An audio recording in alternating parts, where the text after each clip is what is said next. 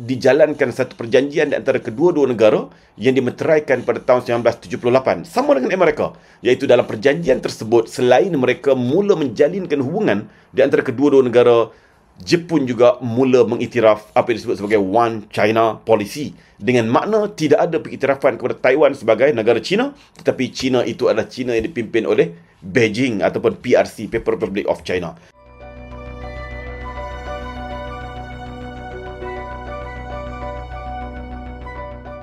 Kita pergi pula kepada siri yang kedua video berkait dengan hubungan di antara Jepun dengan China. Sebenarnya tuan-tuan, hubungan China dengan Jepun ini adalah satu hubungan sejarah yang begitu panjang, yang mana kedua-dua negara mempunyai banyak kesamaan, sama ada di segi sejarahnya ataupun di segi budayanya. Sama-sama dianggap sebagai pemegang kepada Confucius, walaupun tidaklah kita katakan secara sepenuhnya. Begitu juga mempunyai arkitektur yang sama, tulisan yang lebih kurang sama, begitu juga dengan makanan dan sebagainya. Mereka ada perkongsian ataupun kesamaan di antara kedua-dua negara dari sudut sejarah dan juga budayanya. Itu China dan Jepun untuk tempoh ratusan tahun ataupun ribuan tahun yang lalu. Manakala dari sudut politik, kalau kita lihat di sini bahawa kita pergi kepada sejarah di era bila mana Jepun mula meningkat naik dari sudut ekonominya dan juga kekuasaannya dan mula menjadi kuasa penjajah. Kalau kita lihat di sini bahawa bagaimana Jepun hari itu menjadi penonton kepada kuasa-kuasa barat yang mula menjarah sebahagian daripada lokasi-lokasi penting di China. Bermula daripada Perang Candu pertama dan juga yang kedua, yang menyebabkan China terlepas Hong Kong. Juga pelabuhan-pelabuhannya terpaksa dilepaskan, dibuka kepada pedagang-pedagang ataupun penjajah-penjajah barat. Termasuklah Guangzhou, termasuklah Shanghai pada hari ini, Tianjin dan sebagainya, sehinggalah akhirnya Beijing. Dan semua itu menjadi satu kebimbangan kepada Jepun bahawa tiba masanya mereka pula akan berdepan dengan situasi yang sama. Tetapi dalam masa yang sama, bila mereka melihat lemahnya dinasti terakhir China, iaitu dinasti Qing, yang gagal dalam mempertahankan negaranya dalam Perang Candu pertama dan juga Perang Candu yang kedua, menyebabkan Jepun mempunyai satu keinginan untuk turut sama menguasai China. Maka mereka menguasai wilayah yang paling hampir dengan Jepun, yang disebut sebagai Manchuria, yang mana Manchuria itu adalah satu wilayah yang agak signifikan kepada dinasti Qing. Kerana dinasti Qing itu ternyata bukanlah daripada majoriti kaum Cina ataupun disebut sebagai Han itu, tetapi mereka adalah orang-orang Manchu tersebut. Lalu penguasaan Jepun terhadap Manchuria dan seterusnya terlibat dalam 2 kali peperangan yang menyebabkan hilangnya Taiwan daripada China yang dijajah oleh Jepun. Begitu juga hilangnya Manchuria kita sebutkan tadi. Dan termasuklah dalam Perang Dunia Kedua. Sehinggalah tahun 1945, pelbagai peristiwa-peristiwa yang dikatakan sebagai jenayah perang dilakukan oleh Jepun yang menjadi salah satu faktor kepelbagaian hubungan tegang di antara kedua-dua negara sehingga ke hari ini. Antaranya peristiwa tahun 1937 dan 38 yang disebut sebagai pembunuhan besar-besaran yang berlaku di Nanjing. Nanjing adalah ibu negara awal China sebelum Beijing. Nanjing kedudukannya hari ini tidak jauh daripada Shanghai yang begitu popular itu, yang mana dalam masa 1 bulan sahaja lebih 200,000 orang telah pun dibunuh oleh tentera Jepun dan juga sekitar 20,000 daripada wanita-wanitanya telah pun dirogol oleh tentera Jepun, dan sejarahnya boleh ditonton sehingga ke hari ini di lokasi Nanjing tersebut. Ada muzium dan ada tinggalan sejarah yang boleh dilihat. Begitu juga dalam peristiwa-peristiwa lain yang dikenang sebagai faktor-faktor yang membawa kepada kadang-kala kegagalan hubungan di antara kedua-dua negara, walaupun hari ini mereka adalah dua negara yang saling ada hubungan. Itu sejarah Jepun dengan China di era sebelum tahun 1945. Bila mana Jepun telah pun ditewaskan oleh Amerika dan kuasa-kuasa bersekutu dalam Perang Dunia Kedua dan menyerah kalah, maka China juga bebas daripada Jepun, dan dengan sendirinya tahun 1945 itu China telah pun merdeka daripada Jepun di kawasan-kawasan tersebut. Jadi sebab itulah beberapa bulan yang lalu China telah pun mengadakan sambutan 80 tahun, 80 years of victory, bagaimana mereka memperingati era-era kelam mereka, era-era gelap mereka di bawah penjajahan Jepun terutamanya, termasuklah peristiwa-peristiwa yang kita sebutkan tadi. Dan selepas 1945, Jepun yang mula menjalinkan hubungan rapat dengan Amerika menjadi sekutu kepada Amerika sebagaimana biasa sahaja hubungannya dengan China. Tetapi menjelang tahun 1949, apabila China telah berubah pemerintahnya daripada Parti Kuomintang kepada Parti Komunis yang mula menubuhkan apa yang disebut sebagai PRC, People Republic of China, Republik Rakyat China. Maka pemerintah telah melarikan diri ke Taiwan dan mengasaskan negara China versi Taiwan. Jepun pada ketika itu tidak mengiktiraf PRC, tidak mengiktiraf negara besar China mainland itu, tetapi mengiktiraf kerajaan Republik China yang berpusat di Taiwan tersebut. Maka tidak ada hubungan di antara negara tersebut dengan China yang ada pada hari ini bermula tahun 1949 sehinggalah ianya berubah pada tahun 1972. Kenapa berubah pada tahun 1972? Banyak faktornya. Pertamanya, Amerika sendiri sebenarnya telah pun mula berubah pada tahun 1972 bila mana Presiden Nixon telah pun mengadakan lawatan pertama ke China sehinggalah membuka kepada tahun ke tahun hubungan di antara China dengan Amerika mula diperkemaskan sehinggalah tahun 78 bila mana hubungan kedua negara dimeteraikan secara rasmi dan China memula membuka negaranya. Jepun tidak ketinggalan menuruti kehendak Amerika tersebut. Mereka juga mula mengiktiraf China pada tahun 1972. Bila Jepun mengiktiraf China ataupun People Republic of China yang dipimpin oleh CCP ataupun Communist Party tadi, maka dengan sendirinya juga dijalankan satu perjanjian di antara kedua-dua negara yang dimeteraikan pada tahun 1978 sama dengan Amerika, iaitu dalam perjanjian tersebut selain mereka mula menjalinkan hubungan di antara kedua-dua negara, Jepun juga mula mengiktiraf apa yang disebut sebagai One China Policy, dengan makna tidak ada pengiktirafan kepada Taiwan sebagai negara China, tetapi China itu adalah China yang dipimpin oleh Beijing ataupun PRC, People Republic of China. Maka bermulalah hubungan di antara kedua-dua negara yang meningkat naik dengan begitu mendadak pada tahun 78 sehinggalah pada tahun 89 yang menyebabkan Jepun terlibat secara langsung dalam membantu pembangunan ekonomi China terutamanya. Faktor kedua selain daripada Amerika tadi ialah Jepun walaupun tidak lagi berperang dalam Perang Dunia Kedua dan juga dalam Perang Dingin tidak terlibat secara langsung dalam peperangan, tetapi berdepan dengan ancaman Soviet Union ataupun Rusia yang juga berada di sepadan Jepun, yang mana pasca Perang Dunia Kedua Jepun berada pada pihak yang kalah.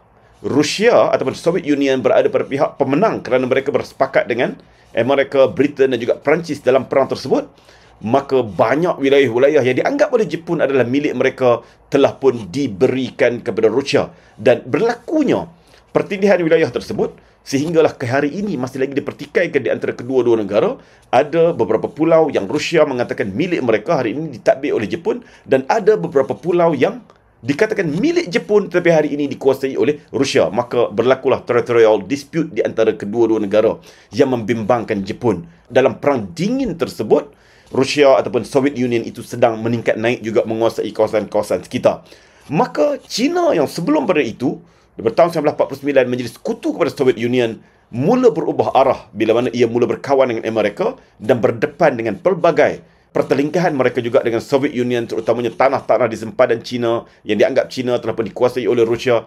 Maka Jepun perlukan China untuk berada di pihak mereka dan tidak kembali kepada pihak Rusia ataupun Soviet Union, supaya Jepun dapat membina kekuatannya di situ dan dapat mengurangkan risiko ataupun ancaman daripada sekutu Rusia yang lebih besar lagi berdepan dengan negara mereka. Itu keperluan Jepun mengiktiraf China pada tahun 1972 ataupun rasminya jalankan satu perjanjian antara kedua-dua negara pada tahun 1978.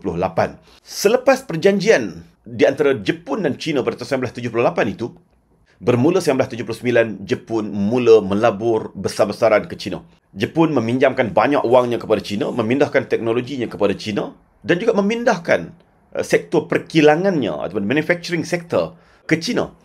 Maka daripada tempoh itu, Jepun meminjamkan wang dan juga memberi grant dalam bentuk wang kepada China sejumlah $32 bilion, iaitu daripada tahun 1979 hingga tahun 2013. Satu jumlah yang besar pada era itu. Hinggalah pada tahun 2013, itu tahun terakhir, mereka memberikan pinjaman ataupun grant kepada China dalam jumlah sekitar $300 juta lagi untuk tahun terakhir tersebut. Itu satu jumlah yang besar yang memberi sumbangan ataupun faktor-faktor penting kepada China untuk membangunkan negara mereka sehinggalah hari ini mereka menjadi kuasa ekonomi kedua terbesar selepas daripada Amerika. Ada sumbangan Jepun dalam hal tersebut. Jadi selain daripada hubungan dagang antara kedua-dua negara, hubungan politik ataupun diplomasi juga berdepan dengan satu fasa-fasa yang begitu baik. Sehinggalah berlakunya apa disebut sebagai Tiananmen Square, pembunuhan yang berlaku pada tahun 1989, satu dataran di Beijing yang menyebabkan aktivis-aktivis pembangkang yang berdepan dengan aparat-aparat keamanan dan pasukan pengaman China yang telah menyebabkan berlakunya terbunuhnya secara besar-besaran, menyebabkan ianya dikritik oleh Jepun. Lalu Jepun telah pun membekukan bantuan keuangannya ataupun pinjamannya pada era tersebut. Itu di antara beberapa ketegangan awal selepas mana hubungan mereka baik. Begitu juga lah pada tahun 2005, bila mana Jepun bersama dengan Amerika mengeluarkan kenyataan bersama mengkritik tindakan-tindakan China terhadap Taiwan. Sekali lagi ia mendatangkan kemarahan kembali kepada China, menyebabkan berlaku demonstrasi anti-Jepun besar-besaran di China. Kemudian pada berikutnya adalah pada tahun 2012, bila mana Jepun telah pun membeli private island dimiliki oleh private sebelum pada itu, Senkaku Island, ataupun bagi pihak China disebut sebagai Diaoyu Island, yang bagi China ia adalah wilayah milik China yang ditawan oleh Jepun dalam peperangan-peperangan yang kita sebutkan tadi. Maka China mula membangkitkan kemarahan mereka kepada Jepun bila mana Jepun cuba untuk memiliki secara kerajaannya Pulau Senkaku Island tersebut. Maka daripada situlah berlaku ketegangan di antara kedua-dua negara. Kita balik kepada ekonomi. Selain daripada ketegangan tadi, hubungan di antara kedua-dua negara walaupun tegang dalam pelbagai perkara, termasuklah yang terbaru bila mana Perdana Menteri Jepun mengeluarkan kenyataan berkait dengan Taiwan, yang mana mereka timbulkan kebimbangan mereka terhadap aktiviti-aktiviti ketenteraan, latihan dan juga ujian persenjataan yang China jalankan di sekitar Taiwan itu, yang bagi Jepun ianya boleh mengancam negara mereka, dan tak mustahil mereka juga akan bertindak sekiranya ancaman kepada Taiwan itu juga dianggap sebagai ancaman kepada mereka. Itu secara lunaknya yang boleh saya terangkan kenyataan daripada Perdana Menteri Jepun. Tetapi tindakan itu juga menimbulkan ketegangan mutakhir ini, sehingga menyebabkan kita sebutkan tadi China mula memboikot industri pelancongan di Jepun yang sememangnya bergantung begitu pesat daripada China. Yang mana di Jepun pada hari ini, kalau kita lihat pada tahun 2025 ini sahaja, sehingga bulan September, sekurang-kurangnya 7.5 juta pelancong China telah melancong ke Jepun, iaitu ia mewakili 1/5 daripada seluruh pelancong-pelancong antarabangsa yang datang ke Jepun. Begitu juga dengan pelajar antarabangsa, sebanyak 36% daripada pelajar-pelajar antarabangsa yang belajar di Jepun datangnya daripada China, atau jumlahnya sekitar 123,000 orang. Ini hakikat yang berlaku, yang bukan sekadar memberi kesan kepada sektor penerbangan, perhotelan, peruncitan, kedai makan dan sebagainya, yang ianya memberi tekanan lebih kepada ekonomi Jepun yang sedang diuji pada ketika ini. Itu yang berlaku mutakhir ini. Tetapi hakikatnya, tuan-tuan, di sebalik ketegangan hubungan diplomasi beberapa kali itu, dan ada masanya banyak hubungan di antara mereka baik sebenarnya, mereka juga berdepan dengan satu hubungan ekonomi yang agak unik yang boleh kita bahaskan di sini. Pertamanya, kalau kita lihat, di peringkat awal dahulu, sejak tahun 1972, bila mana mereka menjalinkan hubungan di antara Jepun dengan China, ataupun People Republic of China, dan mereka mula menandatangani satu treaty ataupun perjanjian pada tahun 1978, Jepun begitu banyak membantu China, termasuklah dalam bentuk investment, pinjaman keuangan, grant, teknologi, pemindahan kilang dan sebagainya, yang ianya membantu memesatkan ekonomi China. Dan hari ini, China telah memintas Jepun sebagai kedudukan kedua kuasa ekonomi terbesar di dunia bermula pada tahun 2010. Dan secara keseluruhannya, ia terbalik. Hari ini Jepun juga bergantung kepada China. China juga ada sumbangan ekonominya agak besar yang diperolehi daripada Jepun. Kalau kita lihat pada hari ini, China adalah rakan dagang nombor 1 terbesar kepada Jepun. Bukan Amerika, walaupun negaranya adalah negara yang menjadi sekutu kepada Amerika, tetapi China adalah rakan dagang utama kepada Jepun. Dan China adalah market terbesar kepada produk-produk Jepun yang dieksport oleh syarikat-syarikat Jepun ke China, menyebabkan kebergantungan kepada pasaran China adalah kebergantungan yang sangat signifikan atau kebergantungan yang sangat penting kepada industri production yang berada di Jepun.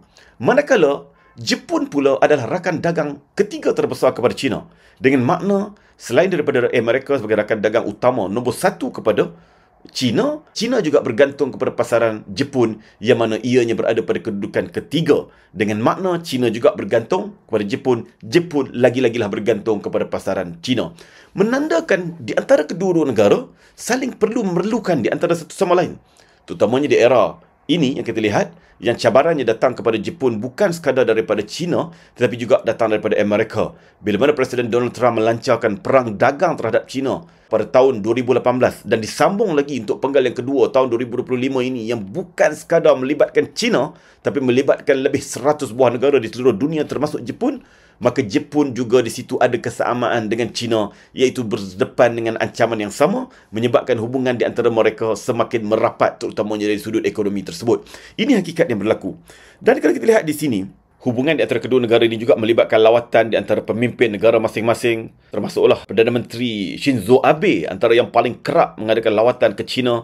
Presiden Xi Jinping pernah sekali pergi melawat Jepun. Begitu juga pemimpin-pemimpin yang lain, menunjukkan bahawa ada peningkatan yang signifikan di antara hubungan kedua-dua negara.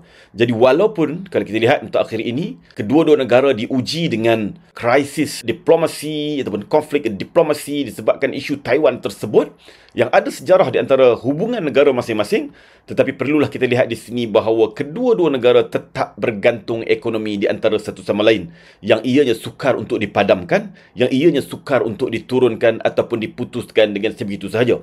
Jadi perkara inilah satu perkara yang perlu sama-sama kita ketahui untuk menjawab kebimbangan, kegusaran di kalangan kita semua, terutamanya negara-negara di Asia Tenggara, baik Malaysia dan Indonesia yang mempunyai hubungan yang rapat dengan kedua-dua negara. Jepun berada pada top 5 rakan dagang utama kepada Malaysia. China adalah rakan dagang utama nombor 1 kepada Malaysia. Sama jugalah dengan Singapura, sama jugalah dengan Thailand dan juga Indonesia, bergantung kepada kedua-dua negara ini dan mempunyai hubungan istimewa dengan kedua-dua negara.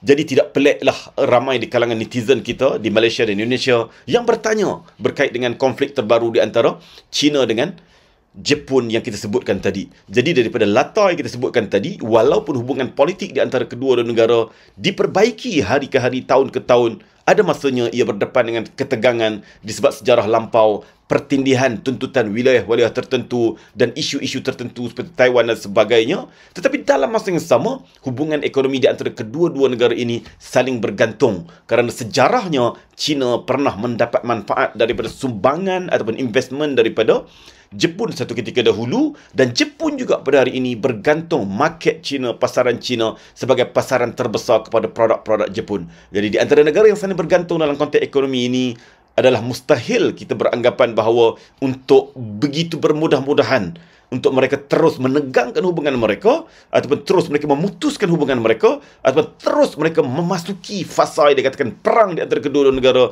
Ianya sesuatu perkara yang sukar untuk berlaku dalam keadaan kedua-dua negara saling bergantung di antara satu sama lain, dan Jepun yang walaupun dianggap sekutu kepada Amerika tidak lagi boleh bergantung sepenuhnya kepada Amerika sebagaimana era-era yang lalu, bila mana Donald Trump membawa satu polisi baru yang meletakkan kepentingan Amerika melebihi kepentingan dunia keseluruhannya termasuk negara-negara sekutunya. Jadi inilah sedikit pembelajaran yang boleh kita pelajari daripada krisis yang berlaku di antara kedua-dua negara ini untuk manfaat kita bersama.